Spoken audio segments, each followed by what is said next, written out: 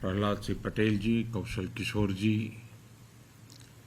Vishweshwar to do जी, सभी राज्यों के उपस्थित मंत्रीगण, अर्बन लोकल बॉडीज के मेयर्स और चेयरपर्सन्स, म्युनिसिपल कमिश्नर्स, स्वच्छ भारत मिशन के अमृत योजना के आप सभी सारथी, देवियों और सज्जनों, मैं देश को स्वच्छ भारत अभियान और अमृत मिशन के अगले चरण में प्रवेश की बहुत बहुत बधाई देता हूं। 2014 में देशवासियों ने भारत को खुले में शौच से मुक्त करने का, ओडीएफ बनाने का संकल्प लिया था। 10 करोड़ से ज्यादा शौचालयों के निर्माण के साथ देशवासियों ने ये संकल्प पूरा किया। अब स्वच्छ भारत मिशन अर्बन 2.0 का लक्ष्य है गार्बेज फ्री शहर, कचरे के ढेर से पूरी तरह मुक्त ऐसा शहर बनाना। अमृत मिशन इसमें देशवासियों की और मदद करने वाला है।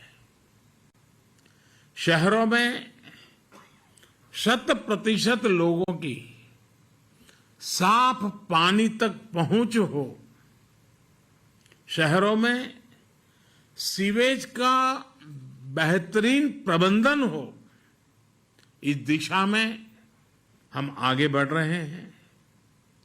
मिशन अमृत के अगले चरण में देश का लक्ष्य है सीवेज और सेप्टिक मैनेजमेंट बढ़ाना, अपने शहरों को वाटर सिक्योर सिटीज बनाना और ये सुनिश्चित करना कि हमारी नदियों में कहीं पर भी कोई गंदा नाला न गिरे। साथियों, स्वच्छ भारत अभियान और अमृत मिशन की अब तक की यात्रा वाकई हर देशवासी को गर्व से भर देने वाली है। इसमें मिशन भी है, मान भी है, मर्यादा भी है, एक देश की महत्वाकांक्षा भी है और मातृभूमि के लिए अप्रतिम प्रेम भी है। देश ने स्वच्छ भारत मिशन के माध्यम से जो हासिल किया है वो हमें आश्वस्त करता है कि हर भारतवासी अपने कर्तव्यों के लिए कितना संवेदनशील है, कितना सतर्क है। हम सफलता में और इस सफलता में भारत के हर नागरिक का योगदान है, सबका परिश्रम, सबका पसीना है। और हमारे स्वच्छता कर्मी, हमारे सफाई मित्र हर रोज झाड़ू उठाकर सड़कों को साफ करने वाले हमारे भाई बहन, कूड़े की बदबू को बर्दाश्त करते हुए कचरा साफ करने वाले हमारे साथी सच्चे अर्थ में इस अभियान के महानायक है।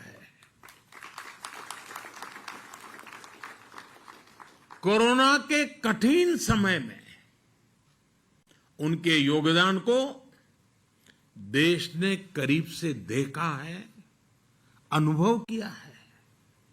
मैं देश की इन उपलब्धियों पर हर भारतवासी को बधाई के साथ ही स्वच्छ भारत मिशन अर्बन 2.0 और अमृत 2.0 के लिए शुभकामनाएं देता हूं।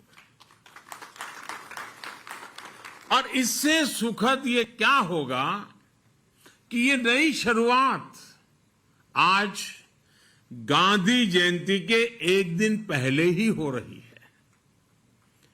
ये अभियान पूज्य बापू की प्रेरणा का ही परिणाम है और बापू के आदर्शों से ही सिद्धि की ओर बढ़ रहा है। आप कल्पना करिए, स्वच्छता के साथ साथ इससे हमारी माताओं बहनों के लिए कितनी सुविधा बढ़ी है। पहले ही कितनी ही महिलाएं घर से निकल नहीं पाती थी, काम पर नहीं जा पाती थी, क्योंकि बाहर टॉयलेट की सुविधा ही नहीं होती थी। कितनी ही बेटियों को स्कूल में शौचालय न होने की वजह से पढ़ाई छोड़नी पड़ती थी। अब इन सब में बदलाव आ रहा है। आजादी के 75वें वर्ष में देश की इन सफलताओं को, आज के नए संकल्पों को पूज्य बापू के चरणों में अर्पित करता हूं और नमन करता हूं। साथियों, हम सभी का ये भी सौभाग्य है कि आज ये कार्यक्रम बाबा साहब को समर्पित इस इंटरनेशनल सेंटर में आयोजित हो रहा है। बाबा साहब असमानता दूर करने का बहुत बड़ा माध्यम शहरी विकास को मानते थे। बेहतर जीवन की आकांक्षा में गांवों से बहुत से लोग शहरों की तरफ आते हैं। हम जानते हैं कि उन्हें रोजगार तो मिल जाता है, लेकिन उनका जीवन स्तर गांवों से भी मुश्किल स्थिति में रहता है। ये उन पर एक तरह से दोहरी मार की तरह होता है। एक तो घर से दूर और ऊपर से ऐसी कठिन स्थिति में रहना। इस हालात को बदलने पर, इस असमानता को दूर करने पर बाबा साहब का बड़ा जोर था। स्वच्छ भारत मिशन और मिशन अमृत का अगला चरण बाबा साहब के सपनों को पूरा करने की दिशा में भी एक अहम कदम है। साथियों, आजादी के इस 75वें साल में देश ने सबका साथ, सबका विकास और सबका विश्वास के साथ ही सबका प्रयास का आह्वान भी किया है। सबका प्रयास की ये भावना स्वच्छता के लिए भी उतनी ही जरूरी है। आप में से कई लोग दूर दराज के ग्रामीण इलाकों में जरूर गए होंगे। आदिवासी समाज के पारंपरिक घरों को जरूर देखा होगा। कम संसाधनों के बावजूद उनके घरों में स्वच्छता और सौंदर्य को देखकर हर कोई भी आकर्षित हो जाता है। ऐसे ही आप नॉर्थ ईस्ट में जाइए, हिमाचल या उत्तराखंड के पहाड़ों पर जाइए। पहाड़ों पर छोटे छोटे घरों में भी साफ सफाई की वजह से एक अलग ही सकारात्मक ऊर्जा प्रवाहित होती है। इन साथियों के साथ रहकर हम ये सीख सकते हैं कि स्वच्छता और सुख का कितना गहरा संबंध होता है। इसलिए जब मैं गुजरात का मुख्यमंत्री बना और प्रगति के लिए पर्यटन की संभावनाओं को निखारना शुरू किया, तो सबसे बड़ा फोकस स्वच्छता और इस प्रयास में सभी को जोड़ने पर किया गया। निर्मल गुजरात अभियान जब जन आंदोलन बना तो उसके बहुत अच्छे परिणाम भी मिले। इससे गुजरात को नई पहचान तो मिली ही, राज्य में पर्यटन भी बढ़ा। भाइयों और बहनों, जन आंदोलन की ये भावना स्वच्छ भारत मिशन की सफलता का आधार है। पहले शहरों में कचरा सड़कों पर होता था, गलियों में होता था, लेकिन अब घरों से न केवल वेस्ट कलेक्शन पर बल दिया जा रहा है, बल्कि वेस्ट सेग्रीगेशन पर भी जोर है। बहुत से घरों में अब हम देखते हैं कि लोग गीले और सूखे कूड़े के लिए अलग अलग डस्टबिन रख रहे हैं। घर ही नहीं, घर के बाहर भी अगर कहीं गंदगी दिखती है तो लोग स्वच्छता ऐप से उसे रिपोर्ट करते हैं, दूसरे लोगों को जागरूक भी करते हैं।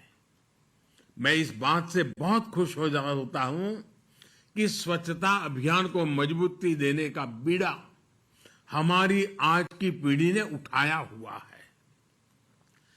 टॉफी के रैपर अब जमीन पर नहीं फेंके जाते हैं, बल्कि पॉकेट में रखे जाते हैं। छोटे छोटे बच्चे अब बड़ों को टोकते हैं कि गंदगी मत करिए। दादाजी, नानाजी, दादी जी को बताते हैं ये मत करो। शहरों में नौजवान तरह तरह से स्वच्छता अभियान में मदद कर रहे हैं, इनिशिएटिव ले रहे हैं। कोई वेस्ट से वेल्थ बना रहा है, तो कोई जागरूकता बढ़ाने में जुटा है। लोगों में भी अब एक स्पर्धा है कि स्वच्छ भारत रैंकिंग में उनका शहर आगे आना चाहिए, और अगर पीछे रह जाता है तो गांव में भी दबाव खड़ा होता है, भाई क्या हुआ, वो शहर आगे निकल गया, हम तो पीछे रह गए, हमारी क्या कमी है। मीडिया के लोग भी उस शहर की चर्चा करते हैं, देखिए वो तो आगे बढ़ गया, तुम रह गए, तो एक दबाव पैदा हुआ है। अब ये माहौल बन रहा है कि उनका शहर स्वच्छता रैंकिंग में आगे रहे, उनके शहर की पहचान गंदगी से भले शहर की ना हो। जो साथी इंदौर से जुड़े हैं या टीवी पर देख रहे होंगे, वो मेरी बात से और भी ज्यादा सहमत होंगे। आज हर कोई जानता है कि इंदौर यानी स्वच्छता में टॉपर शहर। ये इंदौर के लोगों की साझा उपलब्धि है। अब ऐसी ही उपलब्धि से हमें देश के हर शहर को जोड़ना है। मैं देश की हर राज्य सरकार से, स्थानीय प्रशासन से, शहरों के मेयर से आग्रह करता हूं कि स्वच्छता के इस महाअभियान में एक बार फिर से जुट जाए। कोरोना के समय में कुछ सुस्ती भले आई है, लेकिन अब नई ऊर्जा के साथ हमें आगे बढ़ना है। हमें ये याद रखना है कि स्वच्छता एक दिन का, एक पखवाड़े का, एक साल का या कुछ लोगों का ही काम है, ऐसा नहीं है। स्वच्छता हर किसी का, हर दिन, हर पखवाड़े, हर साल, पीढ़ी दर पीढ़ी चलने वाला महाअभियान है। स्वच्छता ये जीवन शैली है, स्वच्छता ये जीवन मंत्र है।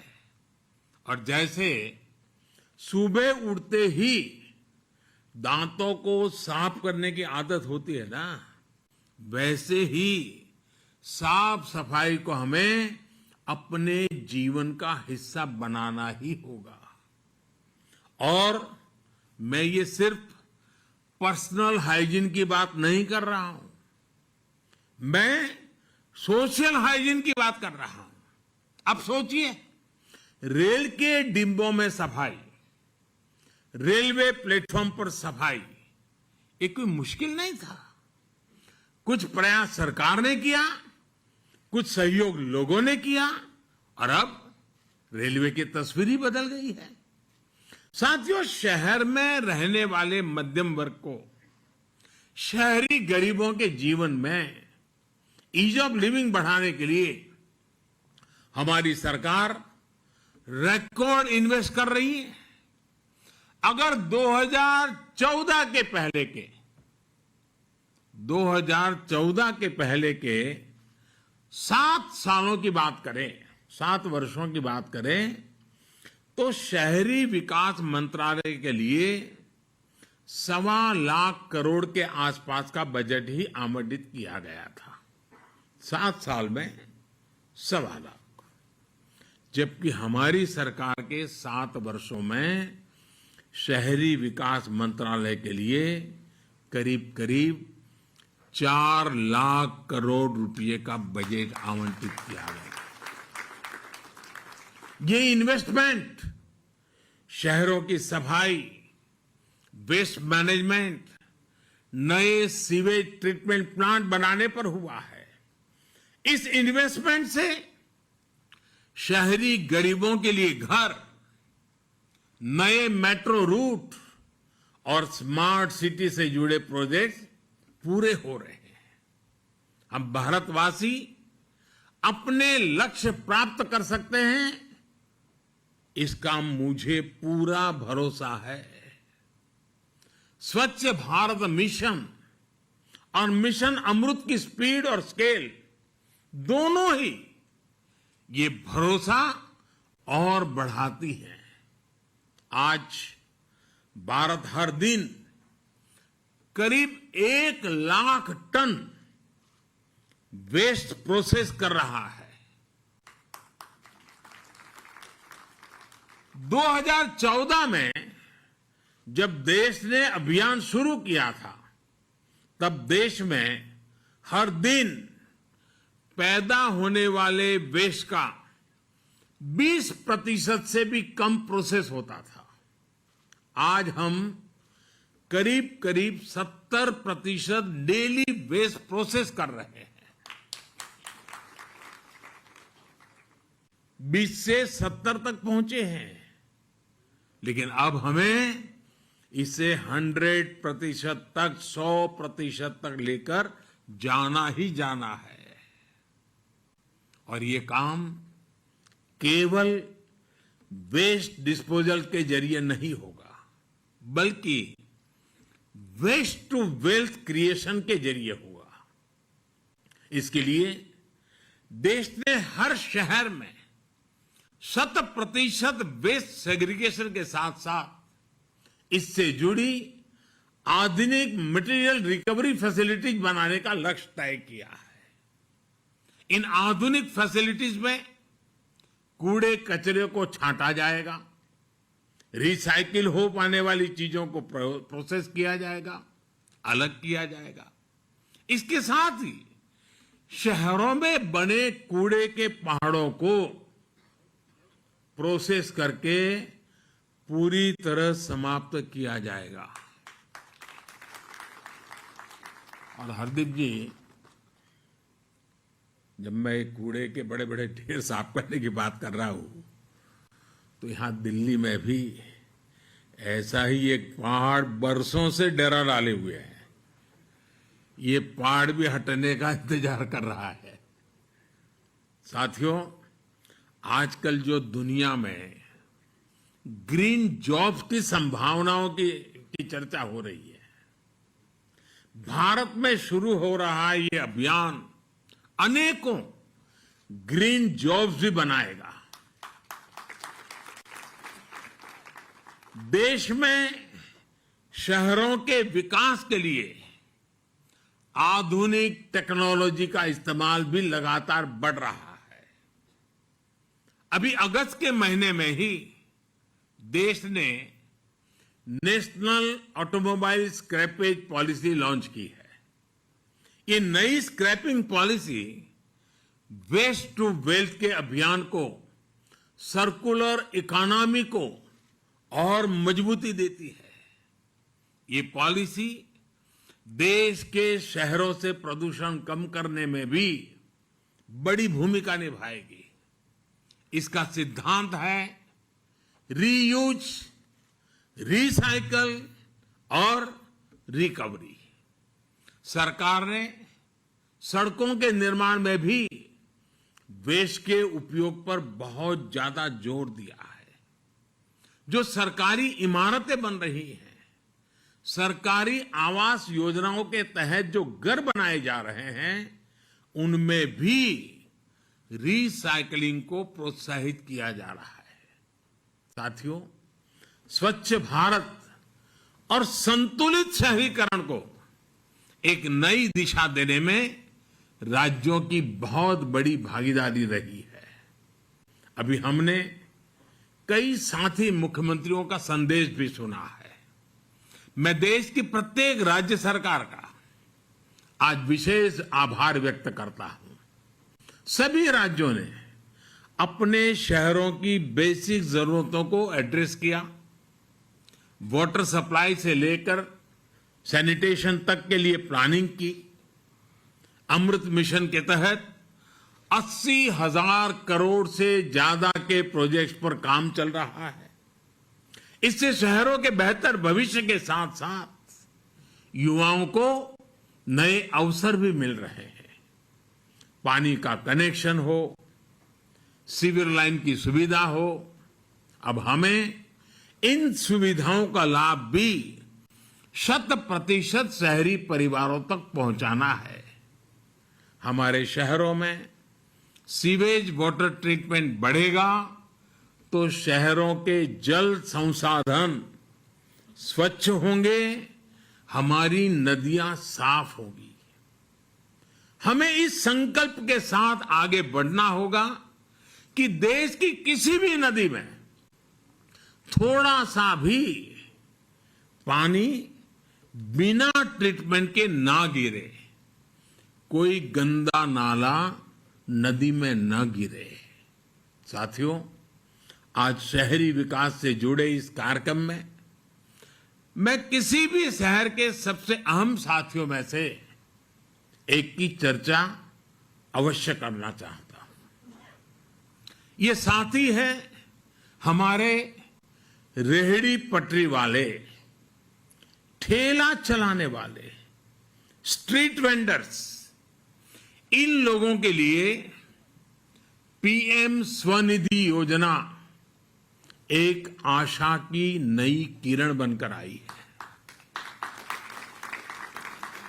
आजादी के दशकों बाद तक हमारे इन साथियों की सूद नहीं ली गई थी।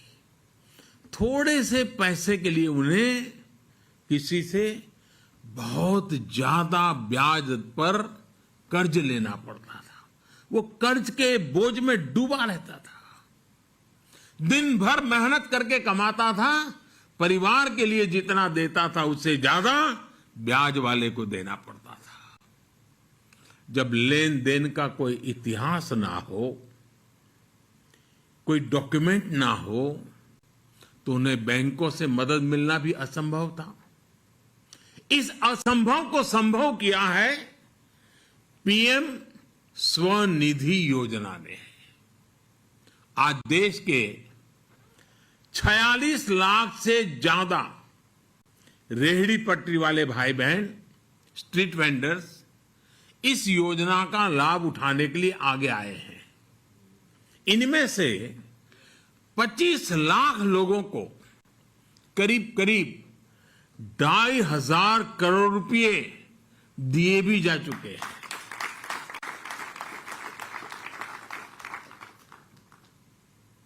स्ट्रीट वेंडर के जेब में 2,500 करोड़ पहुंचाना ये छोटी बात नहीं है जी। ये अब डिजिटल ट्रांजैक्शन कर रहे हैं और बैंकों से जो कर्ज लिया है वो भी चुका रहे हैं। जो स्ट्रीट वेंडर्स समय पर लोन चुकाते हैं उन्हें ब्याज में छूट भी दी जाती है। बहुत ही कम समय में इन लोगों ने 7 करोड़ से अधिक ट्रांजैक्शन किए हैं। कभी कभी हमारे देश में बुद्धिमान लोग कह देते हैं कि गरीब आदमी को ये कहां से आएगा, ठीक है, यही लोग हैं जिन्होंने करके दिखाया है। यानी पैसे देने या लेने के लिए 7 करोड़ बार कोई न कोई डिजिटल तरीका अपनाया है। मैं थोक, और ये लोग क्या करते हैं, थोक विक्रेताओं से जो सामान खरीद रहे हैं उसका पेमेंट भी अपने मोबाइल फोन से डिजिटल तरीके से करने लगे हैं, और जो फुटकर सामान बेच रहे हैं उसके पैसे भी नागरिकों से वो डिजिटल तरीके से लेने की शुरुआत कर चुके हैं। इसका एक बड़ा लाभ ये भी हुआ कि उनकी लेन देन की डिजिटल हिस्ट्री भी बन रही है, और इस डिजिटल हिस्ट्री की वजह से बैंकों को पता चलता है कि हाँ, इनका कारोबार ऐसा है और इतना चल रहा है, तो बैंकों द्वारा उन्हें अगला लोन देने में आसानी हो रही है।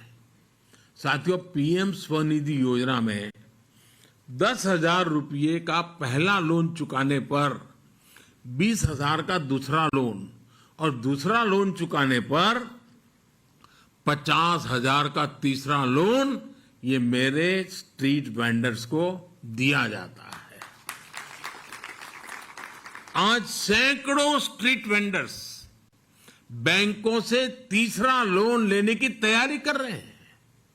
मैं ऐसे हर साथी को बैंकों से बाहर जाकर ज्यादा ब्याज पर कर्ज उठाने के दुष्चक्र से मुक्ति दिलाना चाहता हूं। और आज देश भर के मेयर मेरे साथ जुड़े हुए हैं, नगरों के अध्यक्ष जुड़े हुए हैं।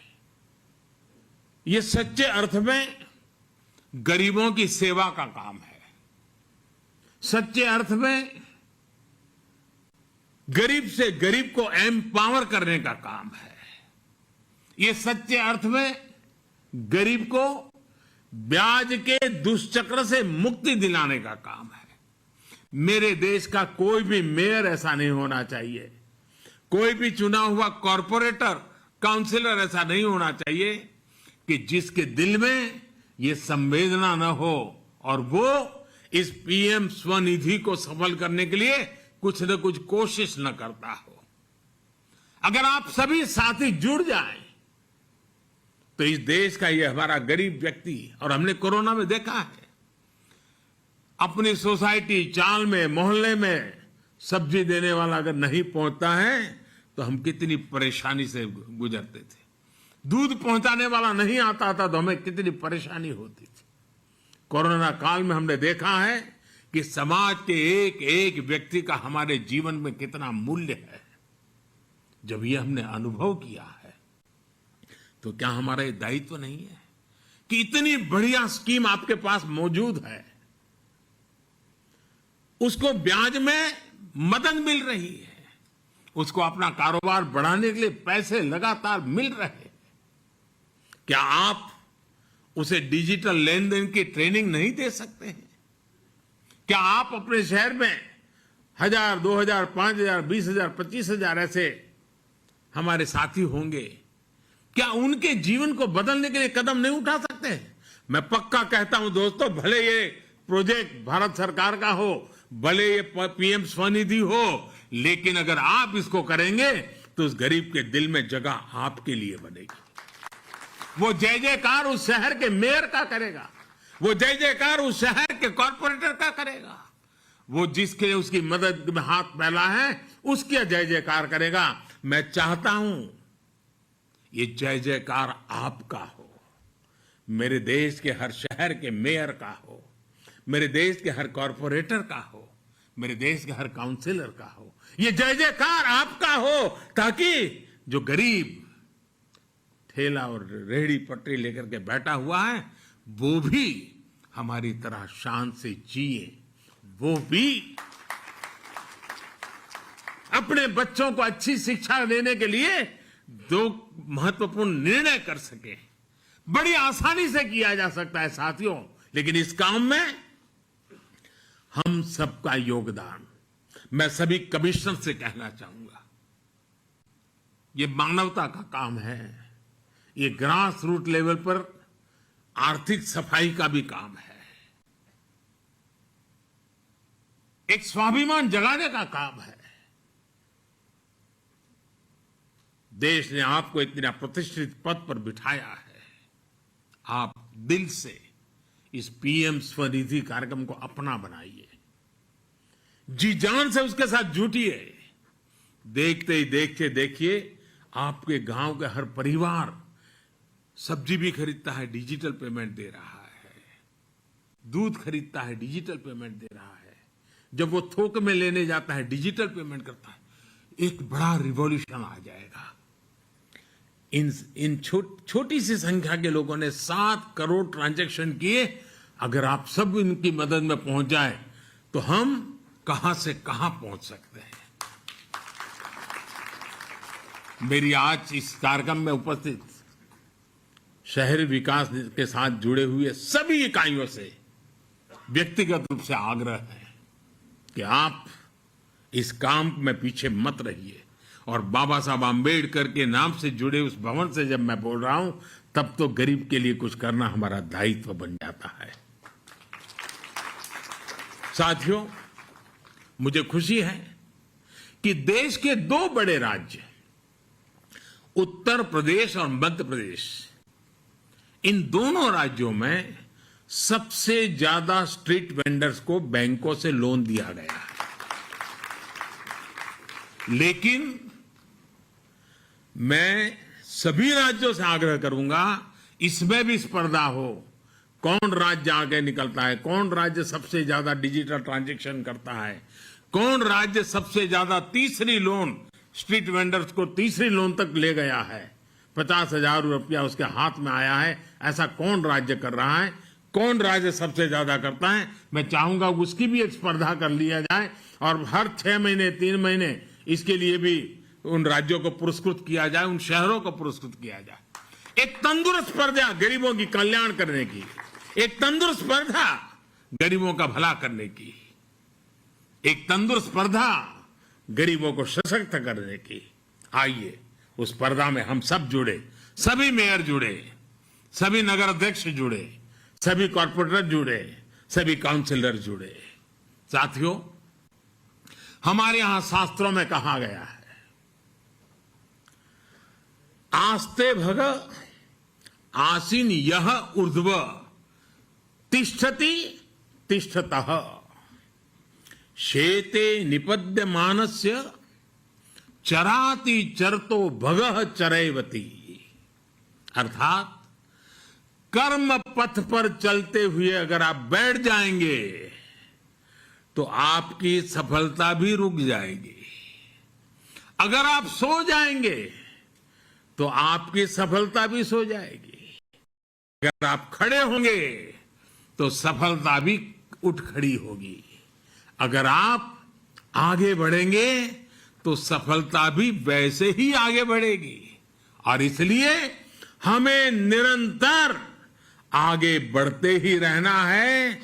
चरैवति चरैवेति चरैवेति चरैवेति। इस चरैवेति चरैवेति के मंत्र को लेकर के हम चल पड़े और अपने शहर को इन सभी मुसीबतों से मुक्ति दिलाने का बीड़ा उठाए। हमें एक ऐसा भारत बनाना है जो स्वच्छ हो, समृद्ध हो और दुनिया को सस्टेनेबल लाइफ के लिए दिशा दे। मुझे पूरा विश्वास है हम सभी देशवासियों के प्रयासों से देश अपना ये संकल्प जरूर सिद्ध करेगा। इन्हीं शुभकामनाओं के साथ आप सभी का बहुत बहुत धन्यवाद, बहुत बहुत शुभकामनाएं।